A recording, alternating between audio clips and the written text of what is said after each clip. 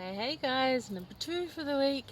I just moved over a bit in the garden, but yeah, I'm still Hamilton Gardens up the top. As I said, I'm near the glass houses that I shot in a few months ago, and they're tearing them down, so a bit sad. So I came up to have a last little look at them before they disappear completely.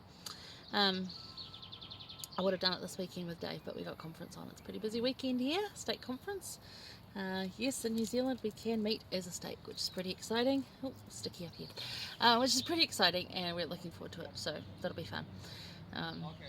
Hopefully you guys, wherever you are watching this, are able to meet with some people this weekend and just be a bit uplifted. But we're still in Ether 12.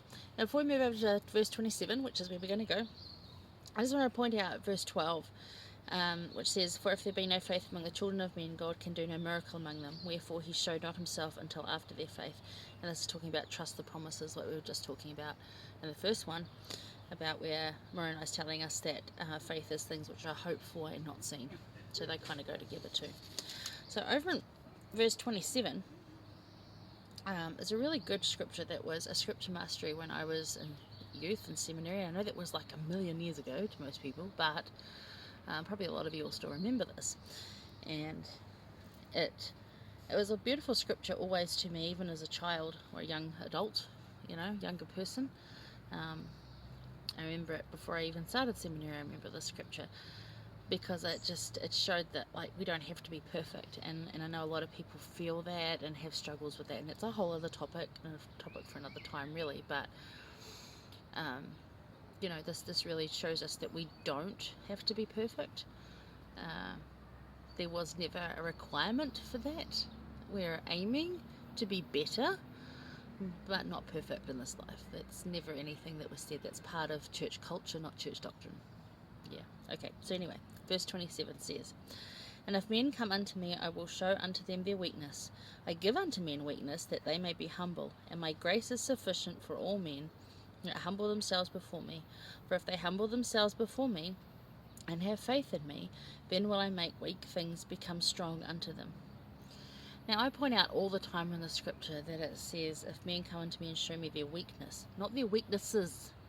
So these aren't the things that we aren't so good at doing, like remembering to get the mail, or I can't bake very good, or like me, I really fail at so many things. Kind of sports, big one. It doesn't say, if Lorraine comes unto me and shows unto me her weaknesses in sports, I'll make them strong. No, that's not what it's about. Weakness is human frailty. If I come unto the Lord and show him I'm human, yes, because I am. Like, Jesus, I'm human. I'm failing at being a human. Help me. That's what he's saying.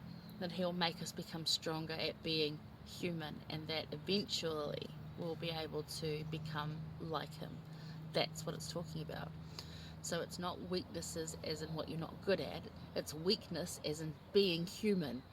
And yeah, I'll point that out. But I've also written in my scriptures here to just keep going, because that's always just been hard. And I know I just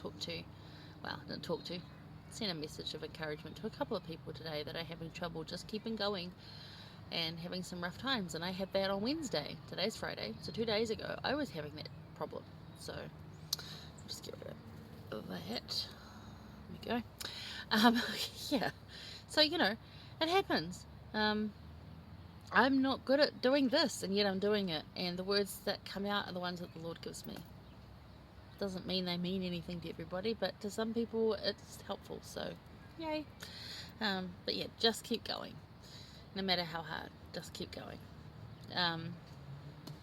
Yeah, the following scriptures after that, and we're going to move over to 39 in a minute, but both 28 and 32 are really, really good, and they sort of go in with this 27 and the teachings that are in there. So if you want to know a little bit more about the faith that they need, and just read on through. It's a really good chapter to study and pull apart. If you only had limited time this week, it would be chapter 12 you would need to focus on. But yeah, I wrote down here, after giving numerous examples from the scriptures, Moroni tells us that despite being human, Jesus' grace is sufficient, and he will make us strong. Turning to Christ and keeping on going is the key to gaining the strength. So in verse 28 is one of the ones that I said to point out. It says, faith, hope, and charity help us recognize our weakness and turn to Jesus. And remember, weakness, not weaknesses. They're different. The quote from this one is from Michelle D. Craig, Sister Michelle Craig. I love her, she's so good. Even my husband thinks she's awesome, which is, pretty cool. I loved it this last Young Women's thing, and she's wearing the uniforms that they used to wear. I'm like, that's fun. I think her and Sister Craven's awesome. I've met Sister Craven. She's a tiny little woman and fit these uniforms, beehive uniforms, just perfectly. So good on them, because that was brave. They were not exactly the prettiest of outfits. And I love seeing that. So these women are dynamic and passionate and wonderful. So I love them. But anyway, Sister Craig, she says, what you have to offer is more than enough, even with your human frailties and weaknesses, if you rely on the grace of God. It's beautiful. See, what you have to offer is enough. Remember we talked about the brother of Jared offering up 16 stones. That's all he had. There's the widow's mite. That's all she had to offer. There's numerous accounts through the scriptures of this is all I have to offer. Nephi and his broken bow. Lord, all I have to offer you is a broken bow. What am I going to do? And it's enough, right? If you humble yourself, the grace is sufficient, and it's enough, and it works out. So yeah. Alright, well, that was number 2, and we're on to number 3. And actually, quickly, beautiful place for weddings here. They have I've taken wedding photos down here too. On this grassy patch, you can get like all the family spread out and take a really good photo with a wide angle lens. And the stairs over there, I took my mum and stepdad's photos that they love.